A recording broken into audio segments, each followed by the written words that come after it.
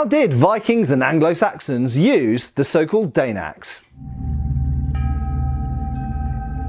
Hey folks, Matt Easton here, Schola Gladiatoria. Now, in this video, I am not, unfortunately, able to tell you for sure how people during the late Viking era, sort of a Battle of Hastings era, Stamford Bridge, and back into the 10th century used these types of axes, commonly called today Dane axes. Probably more correctly they should be called great axes. They went by a number of names during the period, and these were popular particularly in the Scandinavian nations, also popular in Anglo-Saxon England after the Danish invasions and conquests and various Norse attacks as well, that had meant that these were used by the English. And you've got to bear in mind that the English at that point also had a lot of Danish input, especially in terms of the ruling elite and the kings, many kings including Harold Godwinson himself, who was half Danish.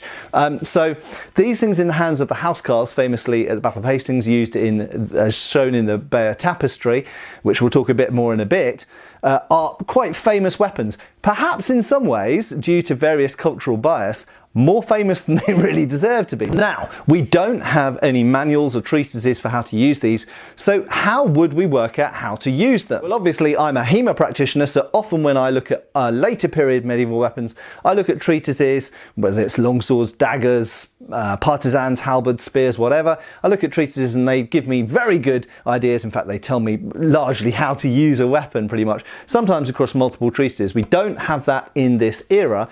So I'm going to talk a little bit in this video for how we could construct a historically plausible system for using Dane axes. But before I go into the details of that, I want to have a little word about our sponsors very quickly, who are for this video Raid Shadow Legends. Freeze! Stop wasting your life and get playing Raid right now. Have you crushed the Ice Golem or the Demon Lord? Have you ascended the Doom Tower? What about fighting against millions of real players in the arena? If not, then now's the time to raid. You can fight in the dungeons, take part in campaigns, or just enjoy person versus person arena battles. There are countless ways of building your teams and hundreds of characters to choose from. In fact, there are 500 unique characters with their own special skills, and with hundreds of artifacts as well, you can really build your own team and develop your characters the way you want it. You can download Raid now for free, you can play for free, you can use my link below in the description here, or you can use my QR code on screen. And you can play Raid on the go on your mobile phone or at home on your PC. What I personally love the most about Raid is selecting new champions for my team, summoning new champions, leveling up their skills, and getting to use them in person versus person battles in the arena against other human players. So what's new in Raid? Well, this month Raid's got a scheduled crammed pack with summer events. We're talking special fusion events to get a brand new legendary champion, tournaments against other players, and much more. They've also released 5 amazing new champions, and each of them looks incredible, and I can't wait to try them out for myself. Raid summer plans have only just got started, and there are some awesome updates coming, so there's never been a better time to get started. If you want to get a huge head start in Raid, all you have to do is hit the link in the description or scan my QR code, and you'll get an epic champion called Chonaru, who's amazing in the Doom Tower. 200k silver, 1 XP boost, 1 energy refill, and 1 ancient shard, so you can summon an awesome champion as soon as you get into the game. All this treasure will be waiting for you up here in the inbox. You can find me in game under the name Captain Context, and if you're quick enough you can join my clan. And it's that easy! Check out the description below or scan the QR code and I'll see you in game. So thanks for sticking with me, and now back to the main content of the video. So essentially, what sources have we got to draw upon, or what methodologies have we got to draw upon for constructing a historically plausible method of use for this weapon? For the first thing we have to say there is this is very important to define historically plausible. Indeed, I could go, if there was, say for example, a Japanese manual of axe use in the 16th century, if the Japanese, if this is fantasy of course, but if we just suppose for a second that the Japanese exactly had an axe which looked exactly like the Dane axe and was the same kind of size, the same shape, and used in a similar enough context, and was used in the 16th century, and we had a surviving treatise of its use, absolutely, I could go and look at that treatise, but we don't have anything like that, okay? Now, even if we did have such a Japanese treatise, there's a lot of differences there. That's the 16th century. That's Japan. Just because a weapon looks similar doesn't mean it's used in the same way. An example of that would be, for example, different styles of rapier use. So within Europe, we have a huge number of rapier treatises, and we know that there were different schools of rapier use in Italy, there were different schools in Spain, there were different schools in England, in France, in Netherlands, it goes on and on. And so we know that two rapiers can be, in fact, it can be the same rapier. They can look exactly the same, they can be exactly the same type of rapier, and we know that that master in Naples used it in a really different way to that master in London. And equally, they were used in a completely different way by that master in Madrid. So because we have this enormous amount of historical data, we can go into the minutiae of that kind of detail, and we can document and demonstrate. In fact, I could get 10 of my friends who are instructors in different rapier styles on this channel in front of you, and each of them could demonstrate and teach you about their 10 systems. And while there might be some crossover and similarity, there are differences. If you look at Joseph Swetnam's rapier treatise from 1617, it's a very different system to something like Fabrice's rapier system from Italy from about 1600, if I remember the dating correctly. Equally, it's very different to someone like Girard Thibault from the Netherlands, who was practicing, because the Netherlands was Spanish influenced by that point, a La Destreza type of Spanish rapier style. So very, very different, despite the fact that the weapon is similar. So just because a weapon looks the way it does, whether it's a Chinese dao that looks a little bit like a European falchion in some cases, and yes, some Chinese dao do look very like European falchions, were they used in the same way? No, not at all. An Indian sabre, shamshir or talwar, used in India in the 15th century, was that used in the same way as a sabre in Poland in the 16th century, a szabla? Despite the fact they're very similar weapons? No, used in very, very different ways. Although there might be some crossover and there might be some similarities. And how do we know about those things? We only know about those things when we've got historical evidence. So, the problem with Dane axes, specifically if we bring it back to the Dane axe, is we have virtually no historical evidence to go on. So how do we do it? How do we work out how these things were used? Well, as a historian, so I have a degree in history from University College London. I'm also a former practicing archaeologist, field archaeologist. So my educational background is in history and archaeology. Those are two separate subjects. Obviously, archaeology tends to look at things in the ground by and large, but it can also look at anthropology and other scientific approaches to studying the past. And history primarily looks at sources, which can be written, they can be oral, they can be artistic. We'll talk more about that in a minute. And archaeologists will look at those historical sources as well. And so those two subjects are closely intertwined. So indeed, my academic background means the first thing that I would start to look at is the documented historical sources and the archaeological data. So what does that mean? Well, first of all, written sources. So I'm going to look, we've established there are no treatises, no manuals. Damn it! If this was the 15th century and this was a longsword, I'd be spoiled, because I've got hundreds and hundreds of pages of treatises from the 15th century to talk about longswords, but I don't have that for the Viking era Dane axe. Damn it!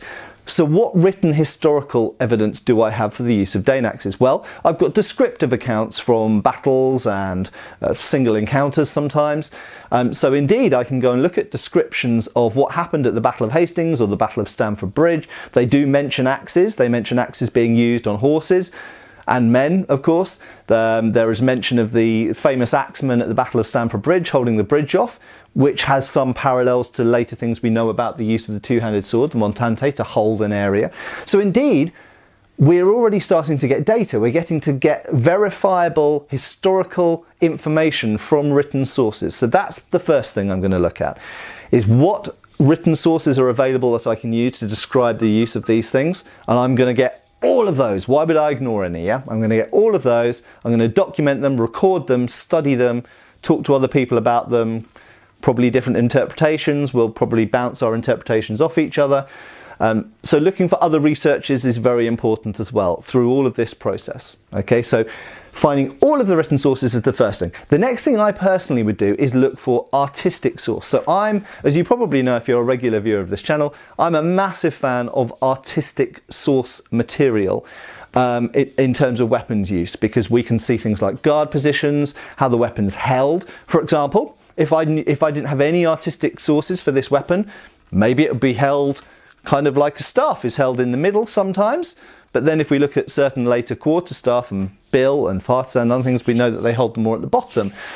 But we'd be kind of guessing, you know, how do you hold this axe? And funnily enough, we do actually have some data on that by looking at pictorial sources, most famously the Bayeux tapestry, which I've used loads in my videos talking about housecarls and the Dane axe. And so we know for the most part that these were held in the bottom half of the axe. That's great. So we've got a general idea of how to hold the shaft of this weapon. Probably they were sliding their hands up and down for different purposes. And we know this from... we don't know this directly related to the Dane axe, but we know this to some extent from similar things, from the use of spears, later treatises, which we can look at, and I'll talk a bit more about that in a little bit as well. So indeed, we can get some things from the pictorial art of how to hold it, but then we can add in a bit more data about that from other written sources and perhaps later anecdotal evidence as well, and a bit of experimentation. We'll talk about that as well. But we can get a lot from the art. And also, how do we stand holding an axe? Do you stand with the right foot forward? Do you stand with the right foot back? In a sort of guard position, how are these things swung? Were they swung with a slide like this? Well, possibly we can get some evidence from art. Were they held right hand forward or left hand forward? That's a big thing. A lot of people looking at the Bayeux tapestry have noted that there seems to be a lot of left hand forward. Why might that be? Well, it's contextual. You think about if the opponents don't usually have a Dane axe, the opponents usually have a shield and a spear, or a shield and a sword. So their shield is, if they're right-handed, is usually on this side. So by striking from the left, I'm coming to the non-shield side, which is potentially very useful. Or maybe it's an anti-cavalry thing. Maybe it's because you're trying to get onto a certain side of the horseman, a horse on the side of the horse's head, in order to be more protected against a certain weapon. Various theories. Could even be to do with the wearing of the shield slung on the back, but there's various theories, but you can see that in art. So artwork, super important. Now the next thing I mentioned is later historical evidence talking about similar weapons. So I talked about the Japanese example. Well, this is always problematic. So what some people have done is they've looked at Dane axes and they've gone, well, it's not that different to a 15th century Polax. So let's go and look at 15th century Polax treatises. Now, you can learn a ton from them because there are very complex techniques described in Polax treatises. They talk about different guard positions. They talk about gripping with different sides. They talk about the use of the back end of the axe. They talk about hooking, thrusting, all sorts of different things you can do with this weapon are described in the treatises for the use of the poleaxe. But here's the problem, and here's the pitfall. If I simply did 15th century poleaxe, say from Le Jeu de la Hache or Fiore di Liberi or Hans Talhofer or whatever, or if I indeed used Bill Ronca from Marozzo or whatever, if I used other similar weapon treatises, the problem is those are later, and whilst yes they are European, they are not Scandinavian, they are not English, they're from other bits of Europe, they are hundreds of years later, and the weapons are somewhat different as well. Although this is superficially a bit like a poleaxe, it's a similar length and it has an axe blade on it. Lots of poleaxes didn't have axe blades, they actually had a hammer and a spike or various other combinations. They of course usually are double-sided, so they usually have blades or projections on both sides, and importantly they have a spike at the top. They usually have or very often have a spike at the bottom. They also have languettes. They sometimes have a handguard, so it's quite a different weapon. It's from 500 years, well 400 years later. So quite simply, that's problematic. Now, I won't say don't use frog DNA from later treatises, because to be completely frank, given the scant amount of historical data we have from medieval Europe for the use of these axes, really tiny, almost nothing really. You've got the Bayeux tapestry, a few other pictorial sources, a few written sources. It's really, really tiny. To try and reconstruct any kind of martial art from that, very difficult. So using some frog DNA from a later European documented fighting treatise which describes the use of the poleaxe or the bill or other similar-ish weapons Absolutely. I think you'd be stupid not to look at those things, but you have to take them with a heavy pinch of salt, remembering it's a different weapon, it's a different period, it's a very different context, different armour, all sorts of things. Now, next up, I'm going to address archaeology and also experimental archaeology. So I think there's quite a lot of misunderstanding on the internet about the term experimental archaeology. So I'm a former archaeologist. I have taken part in experimental archaeology. I even know people who are teachers at universities in Britain and Ireland who specialise in experimental archaeology, because the nature of what I do with weapons means I've interacted with those people over the years. And, you know, I know some of them who've done reconstructions of hypothetical Bronze Age weapon use and all, you know, even Stone Age, all kinds of stuff. So I know these people and I know how they work. Now, the first thing you have to understand is that experimental archaeology is not simply getting hold of a replica weapon and just playing with it and messing around, okay? It's far more all-inclusive and complex and deep and academic than that, okay? An experimental archaeologist will look at all of the historical sources. They'll do all of the things I've just spoken about. They're much like a HEMA practitioner. They will look at the descriptive accounts, they'll look at the artistic representations, they will look at treatises from later periods that may possibly be relevant or might not. They'll just look at it, they'll look at anthropological examples. Are there other cultures, are there other places in the world that use similar axes? How did they use them? They will look at a whole range of things. They'll also look at the skeletons. Are there any wounds on bones which show the remains of the effects of these weapons?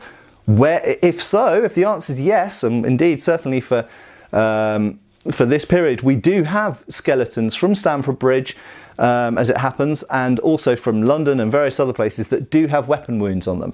So where are those weapon wounds landing? What do the wounds look like? Is it from a sword, a spear, an axe, an arrow? What's it from? Where's it landed? What angles it come in at? The location, start to put that into spreadsheets and look at the statistics. Are they mostly leg wounds? Are they mostly head wounds? Are they mostly arm wounds, hand wounds?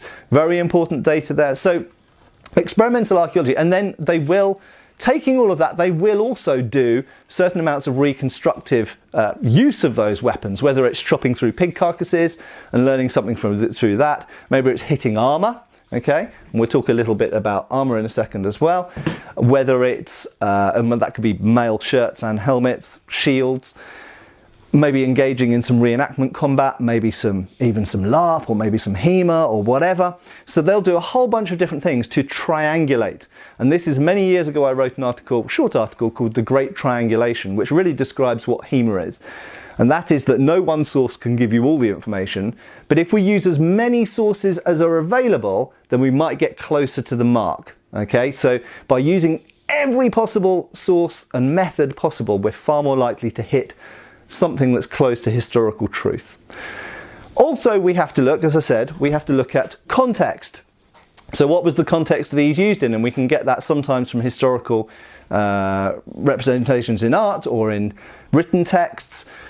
Look at the armour and the technology of time. Yes, indeed, we will study the axes, and that's another aspect of archaeology. We'll actually go and look at these axes in museums, we'll measure them, we'll weigh them, we'll make recreations of them, learn about the recreations of them. We'll hit them against things, we'll use them on armour, we'll use them in some type of drilling and perhaps, you know, non-compliant sparring scenarios, as well as much as you can with a Dane Axe, because they're pretty dangerous to use. So, when you're trying to recreate the use of a weapon from history, you just use everything available to you. And that might involve doing reenacting with it. It definitely will involve looking at all of the written historical evidence, all of the artistic historical evidence. If there's any living traditions, be it Gleamer or Scandinavian martial arts or even English martial arts, which may possibly survive, which have some remnants of something in, maybe later period quarterstaff systems, or the use of poleaxes or bills in treatises, or if there's a living tradition for what you're studying, then great. So oral history, written history, artistic history, all of the history that's available to us, archaeology, experimentation, recreation, measuring the artifacts, testing the artifacts. We do absolutely everything we can. But still, at the end of the day, we still never know 100% how close we've got to the mark for how the Dane Axe was used. But the more data we have and the more data we use, the more confident we can feel in saying that we perhaps got somewhat close to the mark. And certainly if we don't use all the sources available to us, we can confidently say that we probably haven't got close to the mark, or at least we can certainly say that we don't have any confidence. We don't have a strong data set to say that we probably got close to the mark. That just becomes guessing at that point. So whether you're an experimental archaeologist, whether you're a HEMA practitioner, whether you're a living history or reenactor, or even if you're doing historical LARP, for example, the more historical data of all types and the more informed experimentation you can do, and the bigger your data set, the more likely you are to get towards some potential historical truth. I hope this has been thought-provoking and interesting. As always, I'm very happy to see your comments underneath this video, and I hope I'll see you back on the channel again soon. And if you have anything specifically to say about things I've surmised or mentioned about the Dane axe, because I'd love to know how they were used. What are your ideas? I'd love to see them in the comments below. Cheers for watching. See you soon. Thanks for watching. We've got extra videos on Patreon. Please give our Facebook a like and subscribe if you haven't already. Cheers, folks.